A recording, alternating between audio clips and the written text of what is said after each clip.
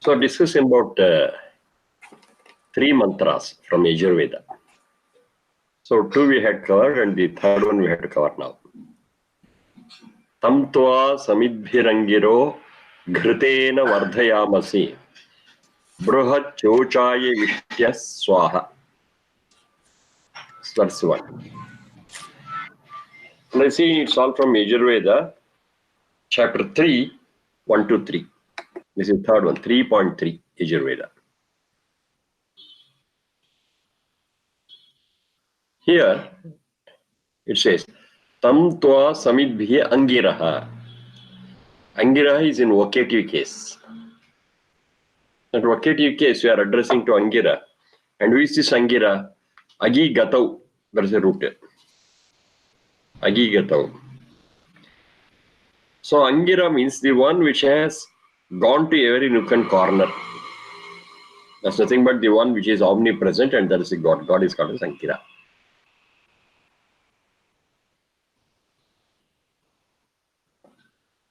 And another meaning also is there. Angine Rati is also Angira.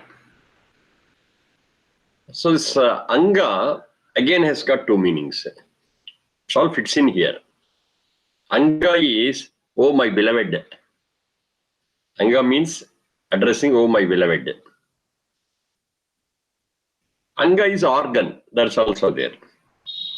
Anga is organ, Anga is beloved. So, we will take one by one. Rati, Angine Rati, that is the one which gives Radane. That's the root.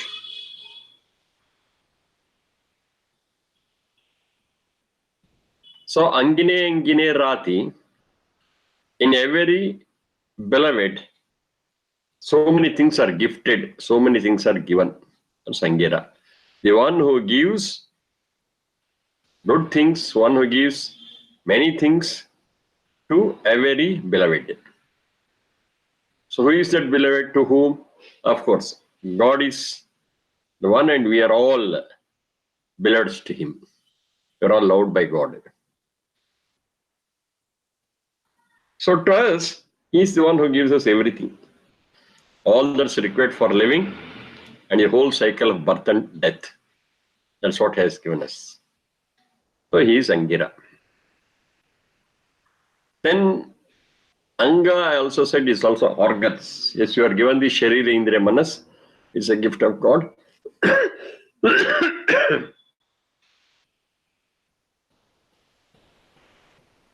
And because it's gift of God, it's all functional. Whatever is given to us, the Sharira Indriya Manas, it's all functional. He has given us a tool which is functional. Of course, sometimes because of our karma phala, some organs may fail or some organs may malfunction. Okay, that's different. Generally, He has given us, according to our karma phala, according to the result of our actions, He has given us all these organs which are functional. Oh, Angira. So we are addressing that Angira.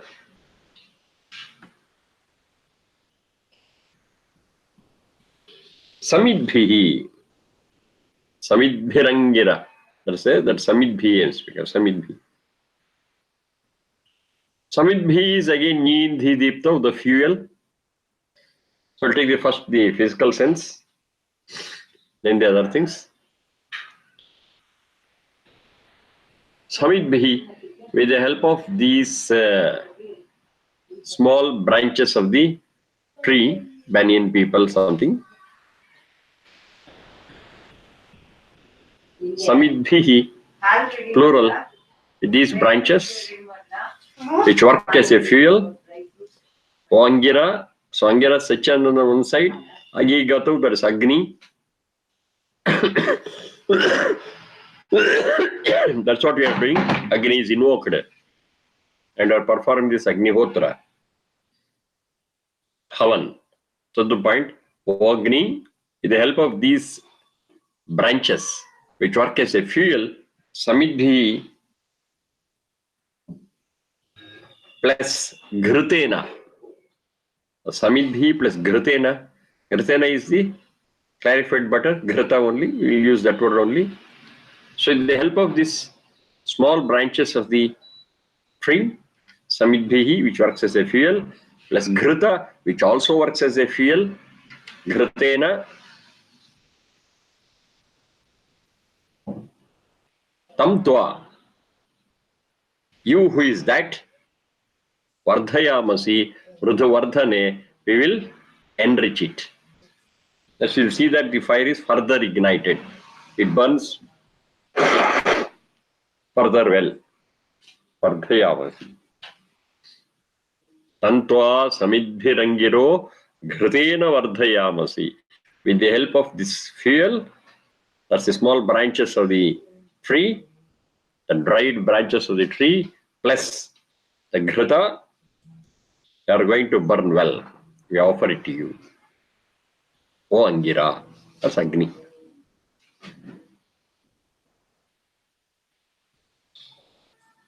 At the spiritual level, at the Adhyatmika level, it means, O God, Angira, with the help of the fuel. Who is your fuel? I myself is a fuel in that big Havan, in that big Agnihotra. And Ghrita is my friendly nature, Sneha. That's what I was explaining earlier.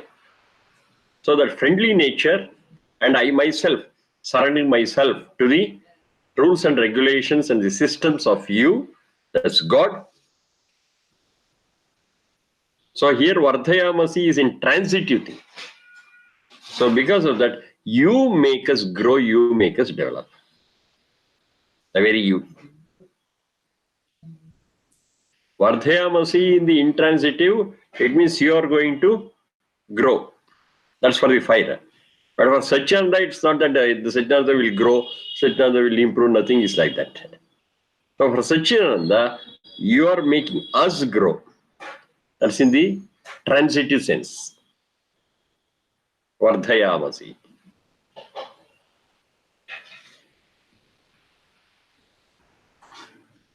Bruhat chocha yavishtya swaha.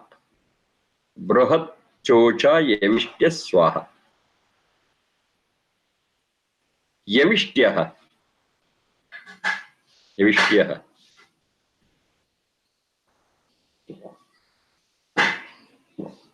The root is you mishrana mishrane. You used to mix. Amishrana is to separate. To mix and separate. Who is this Yavishtya? In the spiritual sense, it is Satyananda. Satyananda makes things come together, Mishrana, and at the time of Pralaya, at the time of the end of the world, that big circle of Srishti, Sthiti, Pralaya, Srishti, Sthiti, Pralaya. There's a big chain which is going on. So the big chain, when the whole universe collapses, yes, you are the cause of all disintegration. You integrate and disintegrate. Mishrana, Amishrana. So the one who has that capacity to integrate and disintegrate, yes, you are Yavishtya. You Mishrana Mishrane.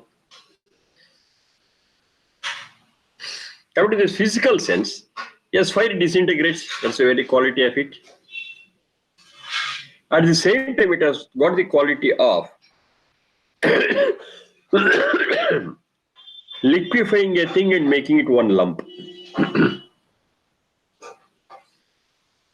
It disintegrates, it burns it out and disintegrates. And certain things burns it, liquefies it, and converts into one solid. So both qualities are there. One is the integrating, the other one is disintegrating.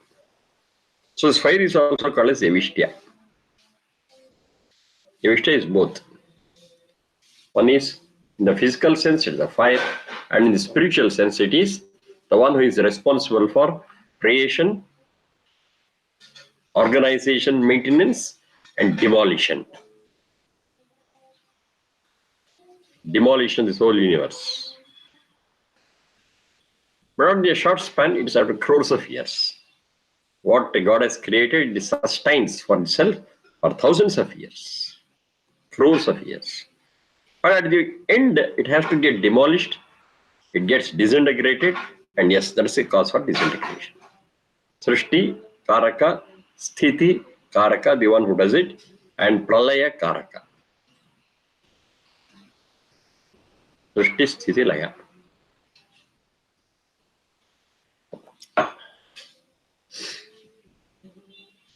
That is Yavishtya.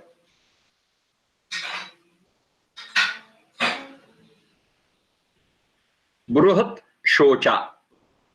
Bruhat Shocha. Bruhat means the one which is the greatest, most efficient,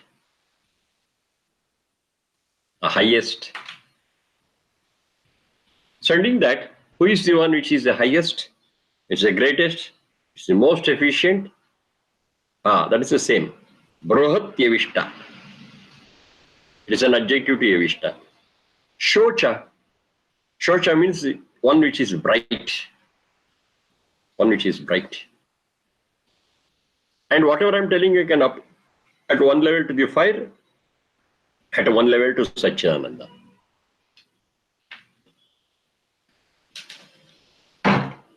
While performing this havan,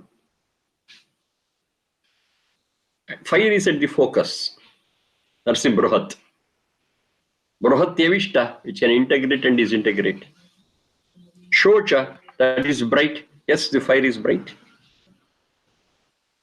Apply the same thing to Satchidananda. Yavishta, which is a cause for the integration, disintegration of the whole universe. Bruhat, that is the highest, that is the supreme. Shocha, that is the most bright thing. Not the physical brightness, it's the brightness of the knowledge. Jnana Jyoti. That's Shocha. Bruhat, Shocha, Yavishtya, Swaha. So I told you the right thing. Or I offer it to you. All these thoughts of mine, I offer it to you. Idam Agnaye Angirase, Idam Namama. Idam Agnaye Angirase, Idam Namama. It's not mine, I have offered it. And my connection with it is severed forever. I don't even remember it. It is given and given.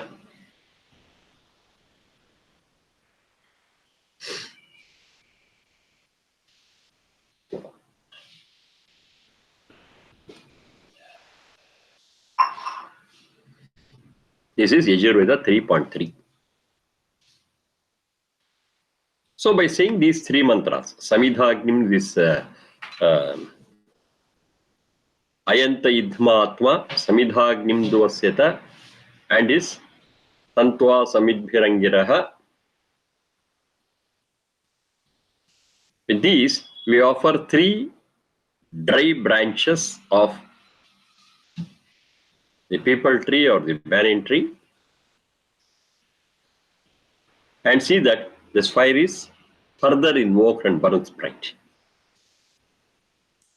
Next, we have got the repetition of this Ayanta Idhmatma, what I have seen already. Ayanta Idhmatma Jata Vedastenedhyasva Vardhasva. That we have seen already. The same mantra is repeated again for 5 times. It's repeated for 5 times. Ayanta Idhmatma Jata Vedastenedhyasva Vardhasva Chedda Vardhaya Chasman Prajaya Pashubhihi Brahmavarchas Nanadena Samedhaya Swaha. Idamagne Jata Vedase Idanamama. Now there we have taken one meaning which says that I am the fuel for you and I offer myself to you.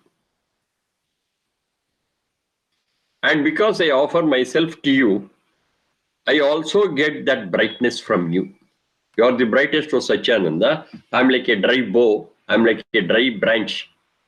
And when I come in contact with you, as a dry branch also gets converted into a fire once it gets connected to the fire.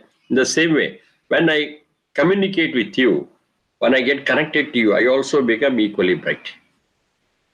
So that's the concept there. And 5 times it says that whatever are my tools, Sharindriya Manas is okay, but basically the tools are these Indriyas. And we have got these Indriyas 5 in number. The eyes which sees, the ears which listen, the nose that smells, the tongue that tastes, the skin that touches. So all these 5 sense organs, I offer it to you and I use them in accordance with the rules and regulations what you make. With that sense, I offer all my indriyas. And I offer my indriyas, it's as good offering my sharira, indriya, manas. I offer it to you. I surrender to your rules and regulations. So this Ayanta Idma is chanted 5 times, and all the 5 times physically, we offer only ghee, only ghritam. Ghritam is offered 5 times, half a spoonful of it. So now, first we have put the dry branches. Now we're putting the ghritam. So both put together, now it burns well. So whatever Agni is there in the Homa Kunda, that altar, where we have invoked the fire, now it burns bright because of these branches and because of this fire, this ghritam. The fire burns well, and we are able to now ready to offer many more things to that fire which can take care of it and which can burn it well. So it's just igniting and enhancing its burning. So ayanta idhmatma jata. So the meaning we have already discussed. The same meaning continues 5 times. So then we have got what is known as pouring water around this Agni Kunda, where we have invoked. We pour little water on the 4 sides of it. So it has got again 2 implications. One is generally if we perform it in our house in a sophisticated area, in a town or some such thing, there is no problem. But usually we used to live in village environment, agrarian environment, or maybe the teachers and brahmacharis, they were in forests. They used to have their Gurukula there, and they used to do it. And in such places, we do have small insects, small creatures, and other things. And they may get attracted to this fire because of heat. And we don't want them to fall into it and die. So to prevent them. So we are creating a border of water around it so that it will not cross it. But when you do it in a town, in a clean environment where you have granite and other things, so many things, this seems a little irrelevant. Okay, it's all right. That's from one point of view. The other point of view is we are creating a border with spoonfuls of water, and within that border, everything happens. Now, that border is a very, very important concept what we have in Vedas. So, this border, in other words, it is called as pradakshina. Pradakshina means pradakshina, going round the altar. Maybe in a temple, we go around the premises, outer premises, the inner premises.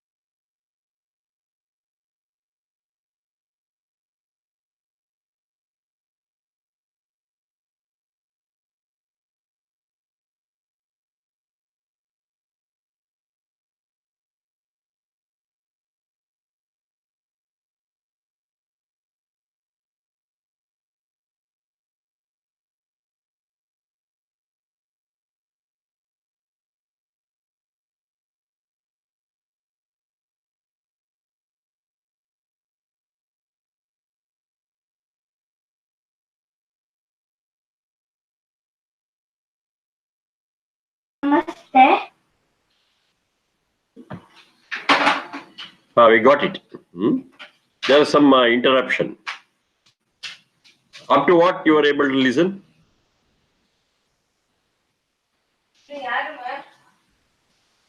Audio. Pradakshina. Pradakshina. Okay, right.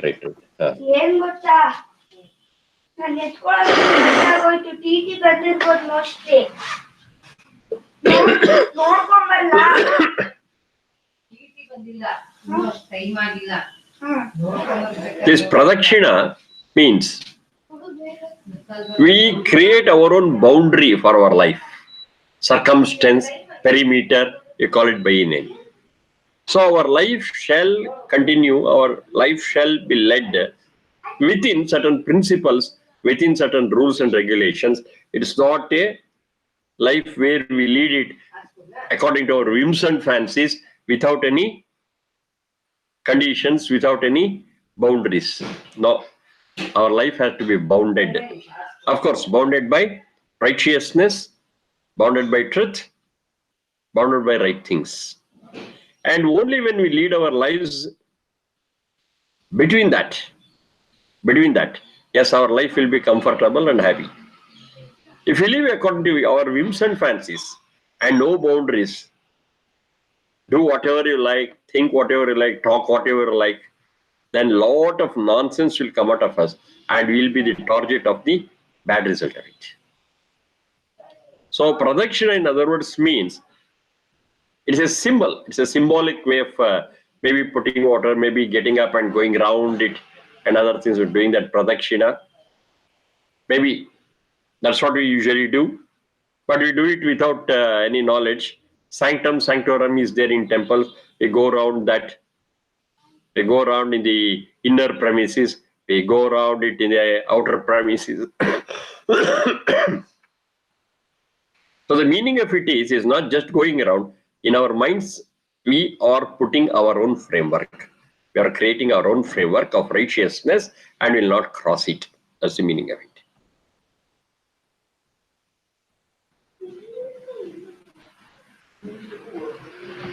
One second.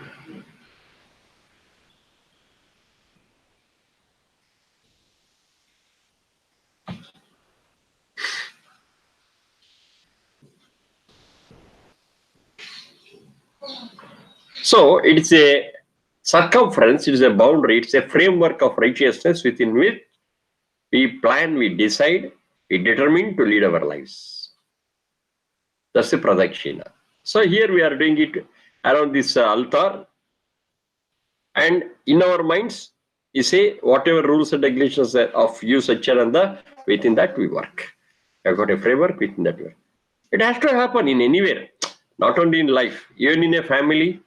Yes, you will have our own rules and regulations of family, which nobody will overrule or transgress. In an organization, we would have our functional rules and regulations, manuals, circulars, within which only we have to work. We are not supposed to go about it. And for working of such organizations, government would have prescribed such rules and regulations. We are bound by that. I cannot do as I like. Same way, in the same way. If anything has to happen well, it needs some boundaries. It needs some regulations, regulatory things. That is symbolically shown here with the pouring of water, few spoons around the altar. And of course, in the mind, you say that I bound myself within this. That's the same meaning for pradakshina also. This we call it jalasechana. Jalasechana is pouring of water. So jalasechana, pradakshina, conceptually refer to that framework of righteousness. So for doing that, we use some 3-4 mantras, little mantras, part of the mantras.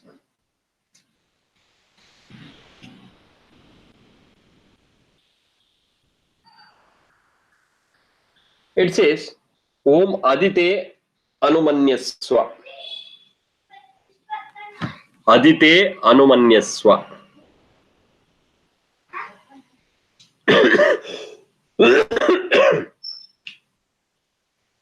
O Okay, with your permission, with your knowledge, hey Adite, I cover on one side of it.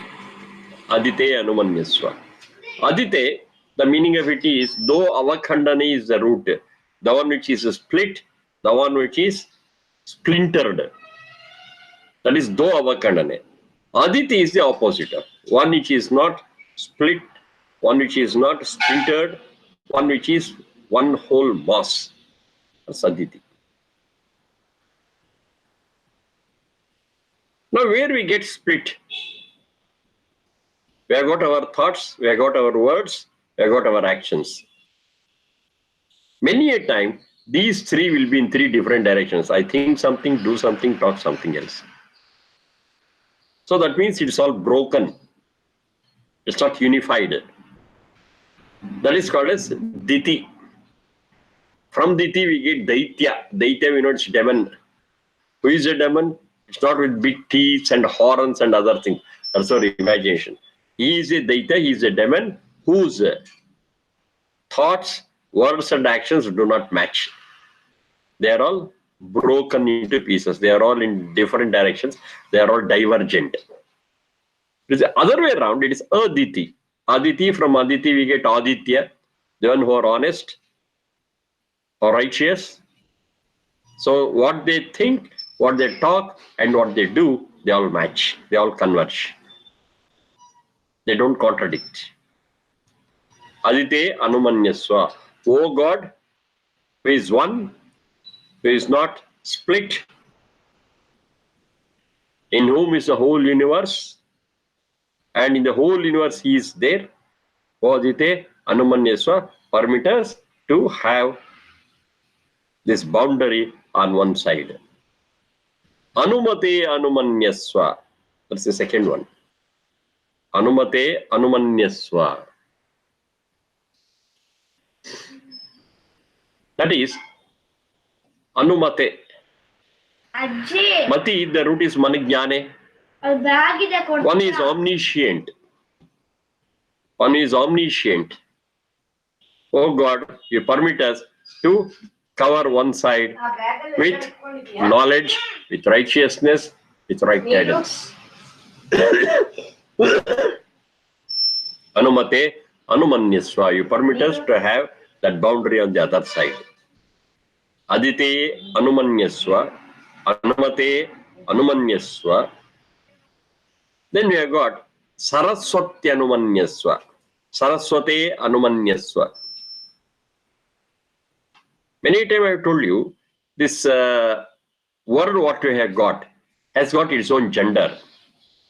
And the gender is to the word, and it never, or it may not apply to the gender of the actual thing which it is representing. Saraswati is a word referred to God, Satchidananda. But the word Saraswati is in feminine gender. It doesn't mean that Satchidananda is also feminine. Satchidananda is beyond gender because it is Nirakara. It has no gender at all. But the word Saraswati has got a gender, that's a feminine gender. Saraswati Anumanyaswa. So, Saraswati, permit me to cover on the third side. Adite, Anumate, now Saraswati. You permit me to cover it on the other side. What is this Saraswati? Nirukta, one of the Vedanga, it says, Saraswati iti Vangnama. Vangnama. Vang means speech. Saraswati represents the speech.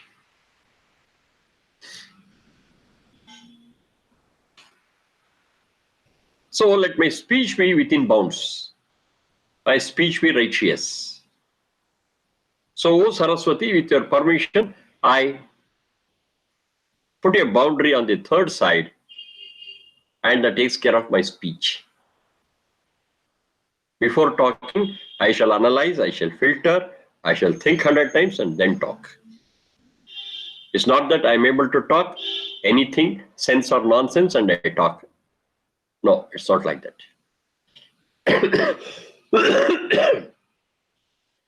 Every word of mine which comes out of my mouth, I'll filter it, and make it the best possible.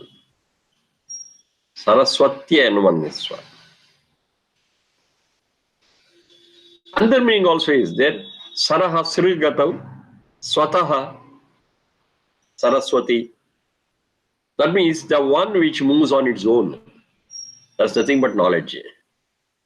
I need to push the knowledge. It moves on its own, it spreads on its own. I just open up myself to get the train of knowledge. It moves on its own. Saraswatyanumanyaswa. Aditenumanyaswa. Anumate anumanyaswa. Saraswatyanumanyaswa. Physically, what you are doing is, you are taking a few spoonfuls of water, and on one side we put it, on the other side we put it, on the other side we put it. So it creates a framework. It creates a framework. It creates a boundary. Then the last one is Deva Savitaha Prasuva. Deva Savitaha Prasuva. Yajnam Prasuva. Deva Savitaha Prasuva. Yajnam Prasuva. Yajnapatim Bhagaya. Deva Savitaha Prasuva. Yajnam Prasuva. Yajnapatim Bhagaya. Divyo Gandharvaha. Divyo Gandharvaha. Ketapuhu. Ketapuhu. Ketam Naha. Ketapuhu. Ketam Naha. Punatu. Vachaspatihi. Vachaspatihi. Vacham Naha. Vacham Naha. Swadatu. Vacham Naha Swadatu.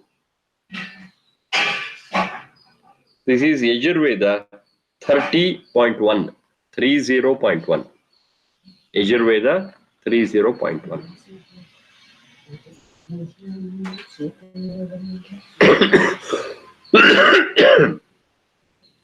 Deva Savita Prasuva Yajnam Prasuva Yajnapatim Bhagaya Divyo Gandharvaha Ketapuhu Ketam Naha Punatu Vachaspatihi Vacham Naha Swadatu.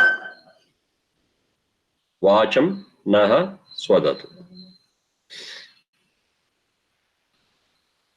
Deva Savitaha Prasuva Yajnam Prasuva Yajnapatim Bhagaya. One vertical line, half the mantra. Divyo Gandharvaha Ketapuhu Ketam Naha Punatu. So Ketam Naha Punatu. Vachaspatihi Vacham Naha Swadatu. Two vertical lines. Mantra is over. Yajurveda 30.1. First mantra from the 30th chapter. Deva Savita Prasuva Yajnam Prasuva Yajnapatim Bhagaya Divyo Gandharvaha Ketapuhu Ketam Naha Punatu Vachaspatihi Vacham Naha Swadatu.